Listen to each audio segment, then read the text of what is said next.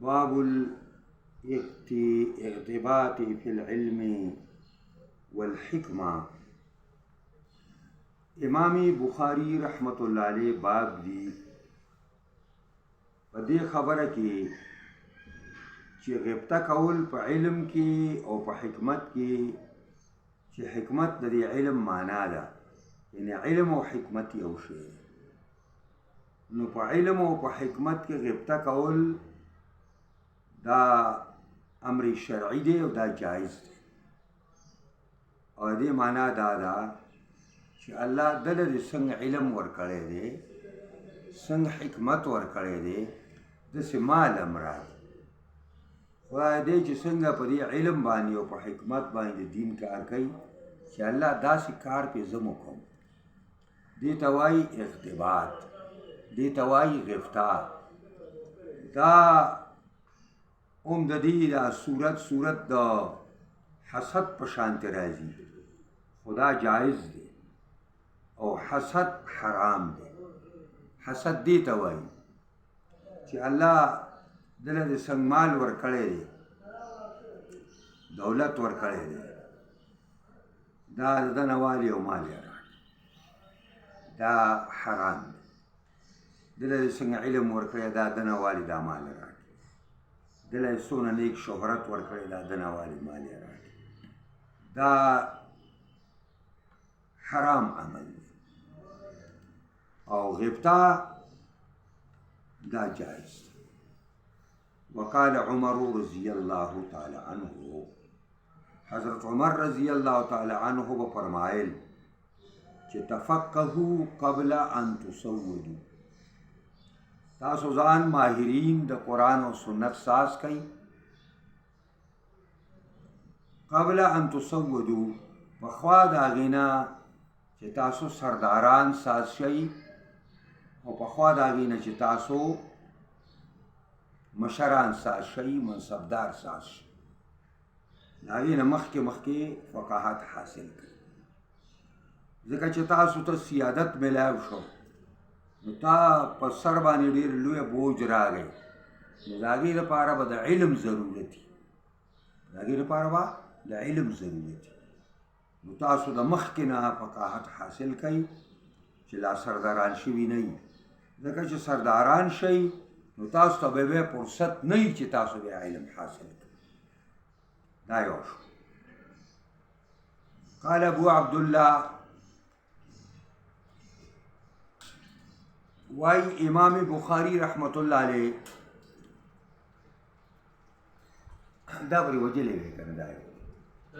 دا استعمال کړ، دا ته موږ خو معلوم کا کړو دا لایټ مو خو لایټ بیا دا ته هم وایو هغه پکې دی وری باندې دا یو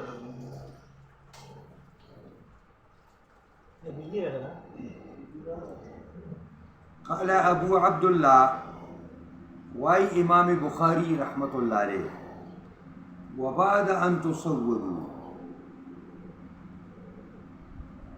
حضرت عمر خدا و فرمایل چې تاسو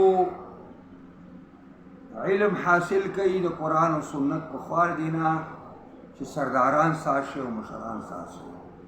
امام بخاری وایي حضرت عمر د خبرې سره لږه اضافه کوم، او هغه اضافه دا ده چې وبعد ان تصودوا، چې تاسو دا فقاهت او علم دا پست سیادت نه حاصلوئ. تاسو ته مشرۍ واواله شي او په غاړه کې درته چوکۍ واچولی شي او سربراهان ساز شئ، نو علم کوئ، قرآن و سنت باندې ځان پوهه کوئ. که ته وایې زه خو اوس مشر سړی یم، سپین ږیری یم، نو څنګه حاصلوم؟ نو وایي امام بخاري وقد تعلم اصحاب النبي صلی الله علیه وسلم بارک ابن سنی، یقینا علم حاصل کړی او صحابه کرامو مرګرو د پیغمبر اسلام بعد کبر سنهم، پس نه چې هغه عمر رسیده و، سپین ږیري پکې و، بوډاګان پکې و، ځوانان پکې وو، زنانه پکې وي، نارینه پکې وو، ټولو علم حاصله و، ټول عالمان سر شو، لوی لوی عالمان شو. هغه قاری نوم څه دی؟ حدثنا الحميدي قال حدثنا سفيان قال حدثنا إسماعيل بن أبي خالد على غير ما حدثناه الزهري قال سمعت قيس بن أبي حازم قال سمعت عبد الله بن مسعود قال قال النبي صلى الله عليه وسلم لا حسد إلا في اثنتين رجل آتاه المال فسلطه على هلكته في الحق ورجل آتاه الله الحكمة وهو يقضي بها ويعلمها. امام بخاری وی زما استاد حمیدی کم چې د امام بخاری استاد دی او لومبنی حدیث د بخاری د دنه ذکر کړی د مکې سره تعلق ساتي. قال حمیدی وای حدثنا سفیان، ما ته سفیان ثوری دا خبره کړې وه. سفیان چې دوی ذکر کی او نسبت او نسب پکې نه وي نو مراد سفیان ثوری دی. قال حدثنا اسماعیل بن ابي خالد دی وی ما ته سفیان وی بیان کړ زما استاد اسماعیل زوی د ابي خالد وعلى غیر ما حدثناه زهري، بغیر دا طریقې نه چې ما ته زهري په هغه بیان کړی دی، دا ما ته زهري هم بیان کړی دی او دا ما ته دی استاد هم بیان کړی دی، خو دا په غیر دا طریقې نه دی چې کومه طریقه باندې ما ته هغه استاد بیان کړی. قال سمعت قيس بن ابي حازم دی وی ما اوریدلی و قیس زوی د ابي حازم نه. قال سمعت عبد الله بن مسعود قیس وی ما اوریدلی د عبد الله زوی د مسعود صحابی نه. قال قال النبي صلی الله علیه وسلم عبد الله سے وایي چې نبی علیہ السلام او فرمایل لا حسد الا فی اثنتین، نشتره غبطه کول مگر په دوو شیونو کې، په دوو سیزونو کې غبطه کولی شي چې خدای داسې مال هم راکړي چې داسې کار پې وکړم. یو رجل آتاه الله مالا، یو هغه سړی دی چې الله له مال او دولت ورکړی دی، فسلطه علی هلکته دی لګوي دی لره په هغه ځای د لګولو باندې چې کوم ځای د لګولو دی هلته دا مال لګوي او چې لګوي نو په الحق د حق لپاره. تاسو بار مه ګورئ، تاسو بار ګورئ بیا چاته لګي په حق کې چې دا مال په حق کې لګي، د حق د غلبې لپاره لګي، په حقه طریقې لګي. او نمبر 2 ورجل آتاه الله الحکمه، دویم هغه سړی دی چې الله ورته علم ورکړی نو په هو یقضي بها، دی پر علم فیصلې کوي، ویعلمها او دا علم خلقو ته ښایي. دا دوه سړي قابل رشک دي چې سړی داسې ووایي چې الله داسې مال هم راکړي چې ستا په لار کې په حق کې صرف کړم، او خدای داسې علم مال هم راکړي چې ستا په لار کې خور کما او مخلوق خدا ستا مخلوق ته په پیدا ورسوي. دا دوه کسان پیغمبر خدای قابل رشک دي چې دې سره سړی ووایي چې الله داسې مال هم. باب ما ذکر فی ذهاب موسی فی البحر الی الخضر، امام بخاری باب دی په هغه روایاتو کې چې راغلي دي او ذکر شوي دي په تللو د موسی کې په سمندر کې خضر ته. موسی علیه السلام خضر علیه السلام خواته ځي، د سمندر په غاړه باندې ځي، سمندر په غاړه کې ورته استاد ملاویږي، د استاد ورته سبقونه وایي او بیا واپس کېږي. وقوله تبارک وتعالی، او دا قول د الله رب العزت هم په دغه تذکره کې چې کوم د موسی علیه السلام شوې ده قرآن کې شوی دا تبارک وتعالى هل اتبعك على ان تعلمني الآية. کله چې حضرت موسی علیہ السلام ورسېدو بیا بل ذکر روان دلته به ویم ورسېدو استاد سره ملاو شو نو ورته ویل چې هل اتبعك آیا زه ستا شاګردي نه شروع کوم ستا تابعداري نه کوم على ان تعلمني په دې شرط باندې چې ته به ما ته تعلیم راکړې د هغې نه مما علمت رشدا د هغې نه چې تا ته کوم رشد درکړی شوی دی تا سره چې کوم علم دی هغه علم به ما ته ښایي زه ستا سره شاګردي وکړم. نو حضرت خضر ورته ویل چې ما سره یو علم دی چې ته په هغې نه پوهېږې او تا سره یو علم دی د شریعت چې په هغې باندې زه نه پوهېږم. زه به یو کار کوم او ستا په شریعت کې به هغه ناروی ته په ما اعتراض کوي چې ته په استاد اعتراض کوې نو بیا د استاد او شاګرد خبره نه کېږي. بهرحال موسی علیه السلام ورته وعده وکړه زه به تا نه تپوس نه کوم په تا به اعتراض نه کوم. حدثنا محمد بن غرير الزهري قال حدثنا يعقوب بن إبراهيم قال حدثنا أبي عن صالح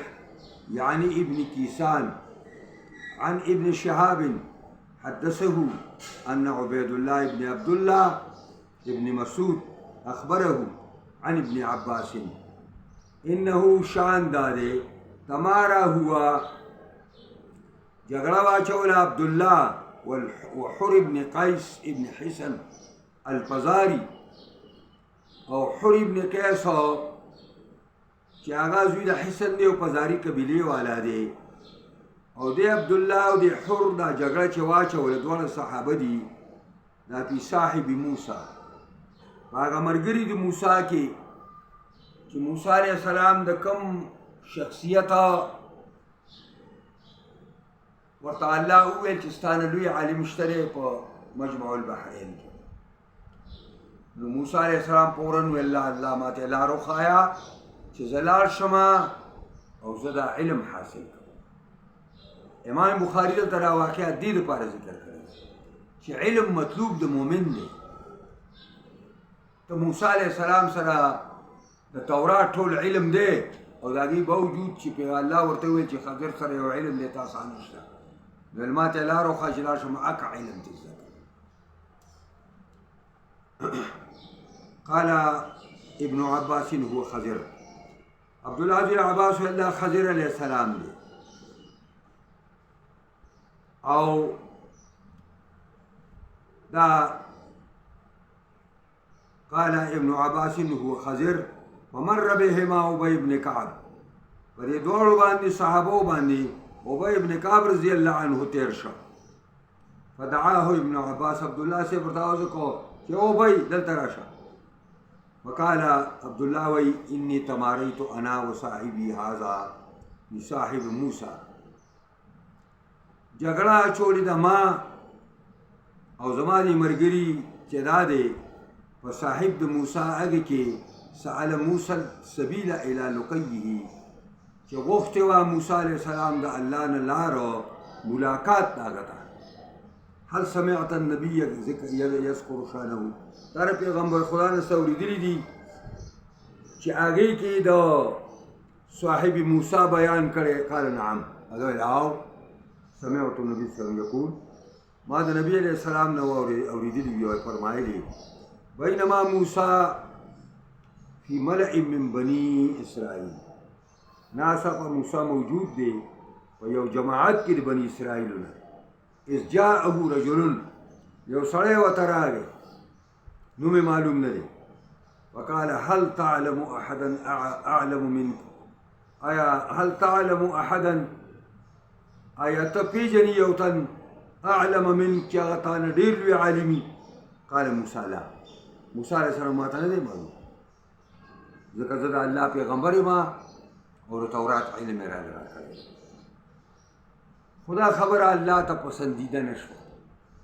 چې دا الله ته علم ونسپار داسې ویلی چې الله ته پته ده ما ته پته نشته. بلکې دا وویل چې ما ته نشته پته. نو فاوحى الله الى موسی، الله موسی ته وحی وکړه بلا حق دا اشتا عبدنا خضر، زما بنده خضر هغه ستانه لوی عالم دی، هغه یو قسم علم دی، علم لدونی چې هغه علم تا سره نشته. فسأل موسی السبیل الیه،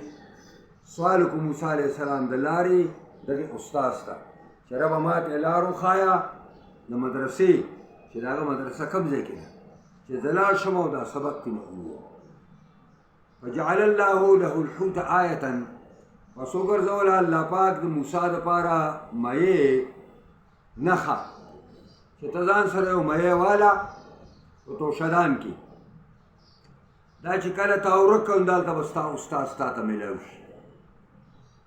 وقیل له، ورته وویلی شو اذا فقدت الحوت، کله چې تا مایې ورک کړه نو فرجع، بیا چې ته روان یې او مایې ورک شو نو دوباره واپس شه. فإنک ستلقاه، پس یقینا ته چې زر ده چې ته به له دې استاد سره میلاو شي. فکان یتبع اثر الحوت فی البحر، ورپسې شو موسی په هغه آثارو د مئی په سمندر کې. قرآن وایي کنه فاتخذ سبیله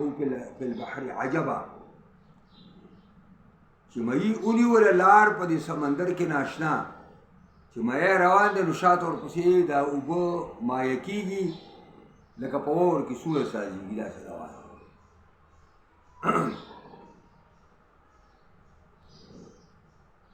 دا فقال موسى فقال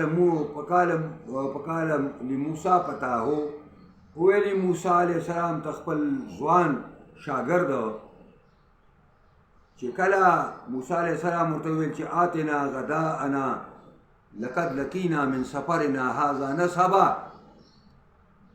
راوړه موږ ته دا سبا نارې چې هغه موږ ډوډۍ وخورو، ځکه زه خو دې مزل ډېر ستړی کړم. او روایت الحدیث کې راځي چې دغه ځای پورې ستړی شوی نه و، د منزل مقصود نه مخکې را مزل وکړه بس په هغې باندې ستړی شو. اوس شاګرد ورته وایي او ما نه خو هېر شوي و که نه، هغه موږ چې هلته کمر ته ډډه والې وه اوده شوي او ته اوده شوی وې، زما کتل مایې په توشدان کې وخوځېد او وروته ایسته دې سمندر کې ننوته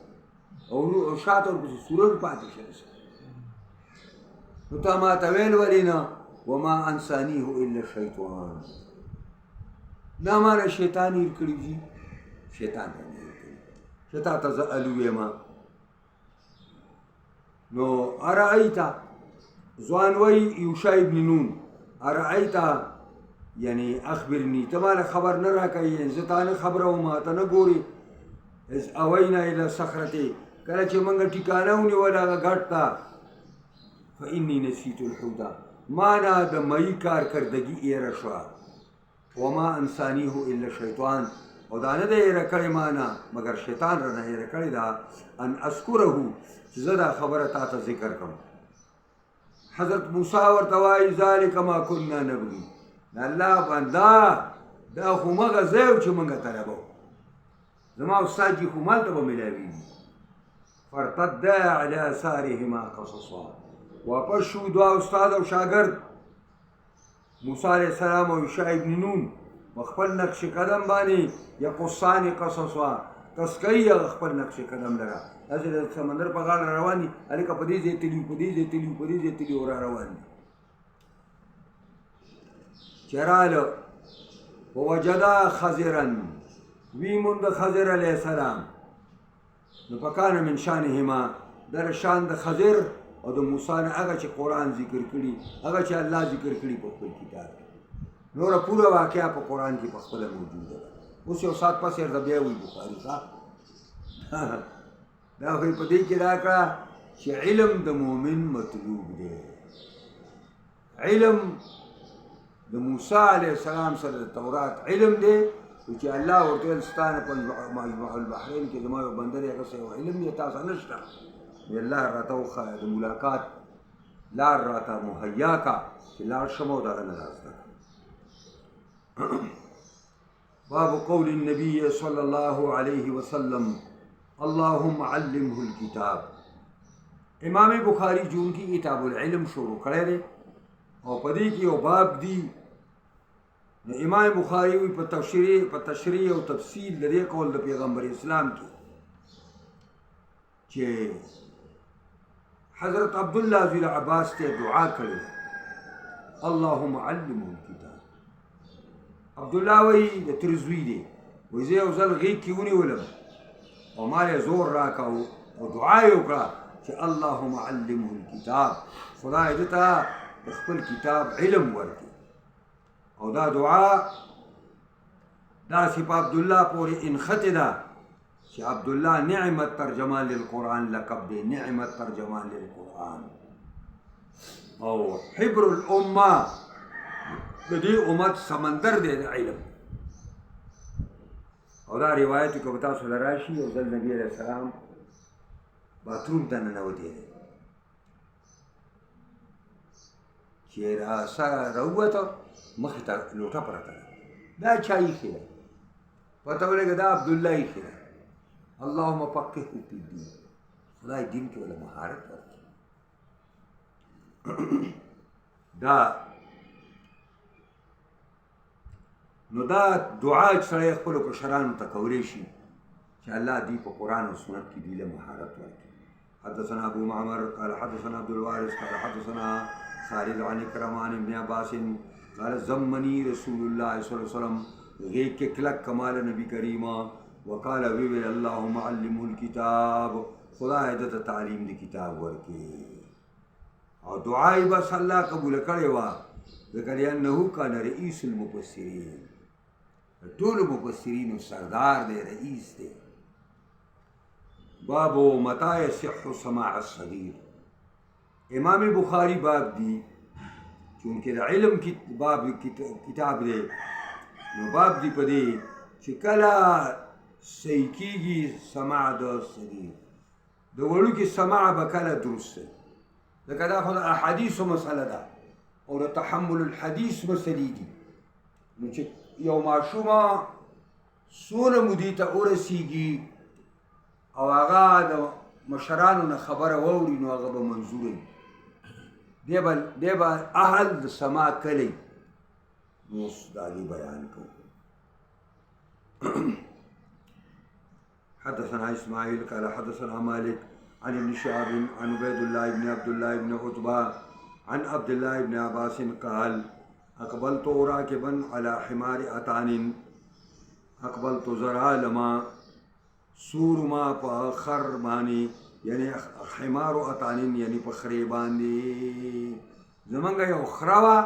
او په خره باندې سور ما او منا ته رالمه وانا یومئذ قد ناحست الاحتلام،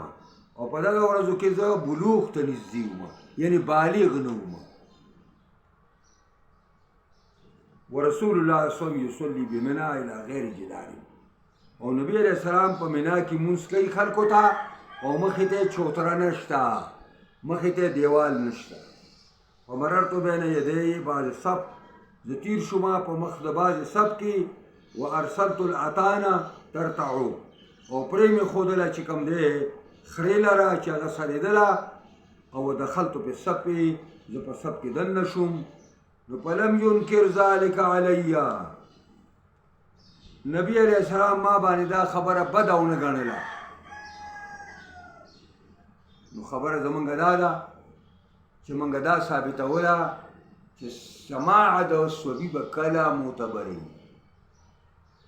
نو چې دی ممیز وي که نه تمییز کولی شي. ځکه چې عبدالله بالغ نه دی او دی به دا بیان به عبدالله خلکو ته کو، صحابو ته، چې ما په منا کې په خپله دا چل کړی دی دا، او خلکو به ته دا اورېده او خلکو به دا مانه. نو پته ولګي دا چې سماع د صبي درسته ده. دا تاسو له تلویزي کې راشي یو حدیث باندې باس دی، او حدیث عبدالله عبید الله ذکر کړی دی چې عبید الله د عبد الله بن مسعود زوی دی او دلیل د احنافو دی نو هغوی ول دا کړی دی چې عبید الله د پلار نه سمعه نه ده کړې حالانکه یا تحقیق چې شوی دی نو عبید الله په دغه وخت کې د 7 کالو دی چې پلار یې ژوندی دی او د هغه په باره کې اکابرینو دا خبره کړې ده چې ډېر لوی واقف په علومو د ابن مسعود دی د خپل پلار باندې دا زوی دی نو هلته موږ دا ویلي چې ګوره د 7 کالو دی او دا خبره چې ته وې دا کم عمري سبب د عدم سماع دی دا خبره ستا منظور نه ده دا ستا منظور نه ده کم عمري د دې وجه نه ده چې دی کم عمر دی د به نه یې اورېدلي ولې به نه یې اورېدلي پلار دی په یو کور کې دی او پلار معلم دی خلکو شپه ورځ حدیثونه وایي نو نه به یې اورېدلي نو دا هغې ته اشاره ده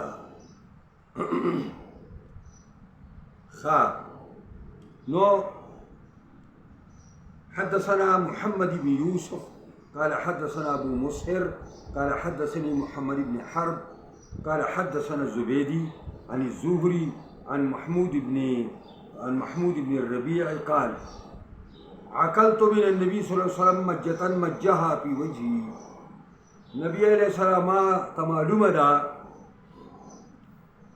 د نبی علیہ السلام نه یو توکانې مجها چې توکلی و په وجهي زما په مخ کې د محمود ابن ربی وایي زه ماشوم وم وړوکی پیغمبر خدا موږ ته راغی زموږ په کور کې کویې دي د هغه کوی نه بورکه راډکه شوه هغه راډکه کړه یا موږ راډکه کړه نبی علیہ الصلوۃ والسلام هغه بورکه دا کړله خوله کې ترې اوبه واچولې او د ماته را چلو زما پرې مخ باندې را پوډه کړې د یخوالي دپاره او کله کله د ماشومانو څخه خلک دا کوي دا نو محمود ابن ربیع وایي چې ما ته ما یاد دي چې پیغمبر خدا صلی الله علیه وسلم زه ماشوم وم او هغوی زمونږ د کوی د اوبه راواخیستل زما پرې مخ باندې را کړې او دی ماشوم دی هغې حدیث یې ته اورېدلی دی حدیث بیان کړی دی ټول خلکو ته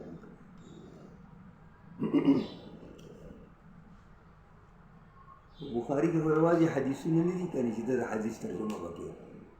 دا خو دی خو د نور کار دی هغه نور کار به وایي هغه ګران دی دا سړی د کار وباسي ښه ځکه وایي چې مجتن مجله د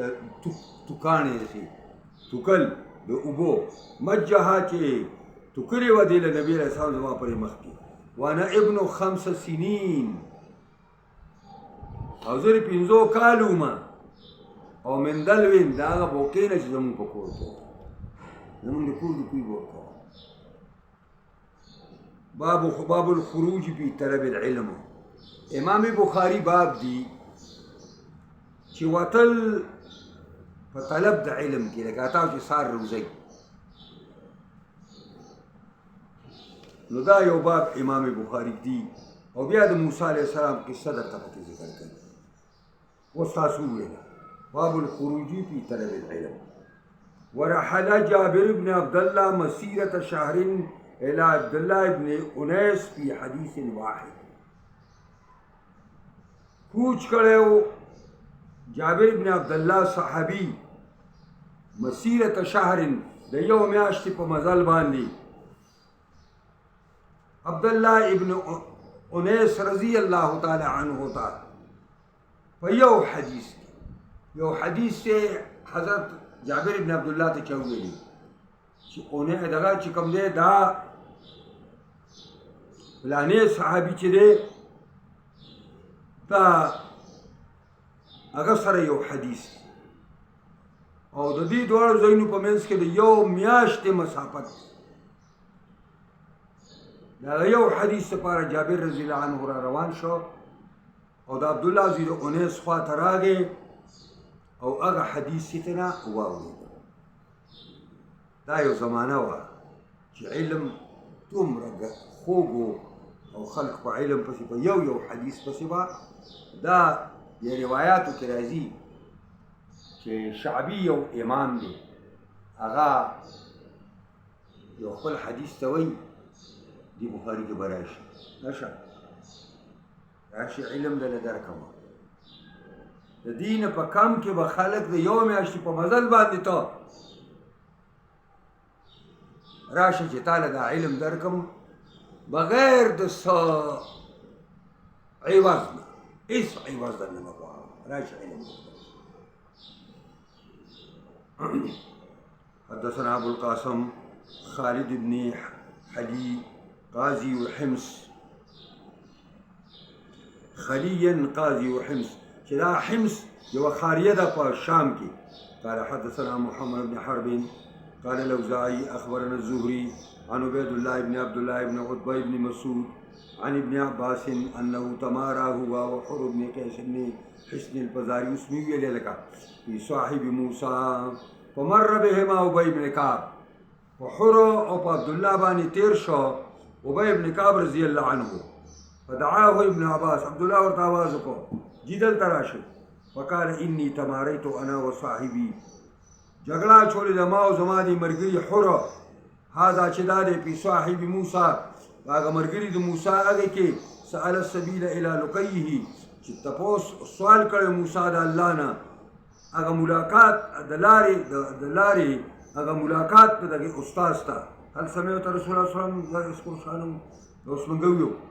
هر پیغمبر خوانه اورېدلي چې دا څه شان ذکر کوو قالوا نعم او سمعت رسول الله يذكر شانه يقول بينما موسى في ملئ من بني اسرائيل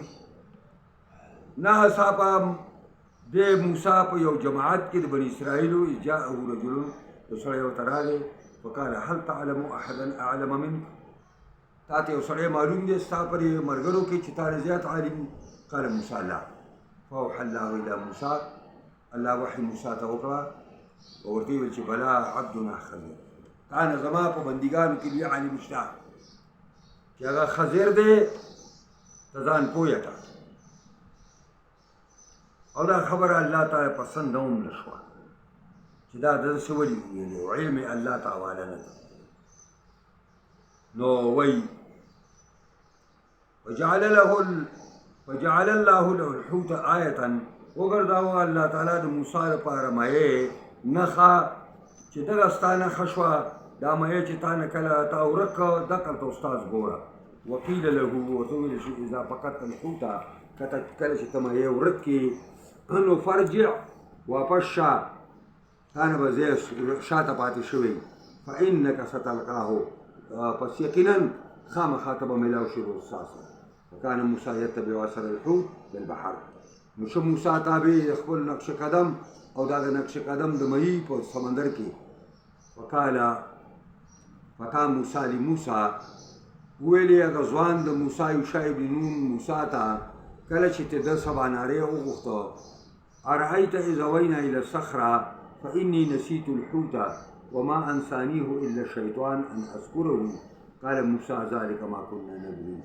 دا خو مګر چې موږ طلبو فرتدا على آثارهما واپس شو دواړه په خپل نقش قدم قصصا یقصان قصصا چې دی کسکاو هغه کسکول ووجد خضرا وموند دواړو خضر لره مکان من شانهما ما قص الله د دې شان د موسی او د خضر نه چې الله په قرآن کې ذکر کړی باب فضل من علم وعلم من خيري سبق وایي ان شاء الله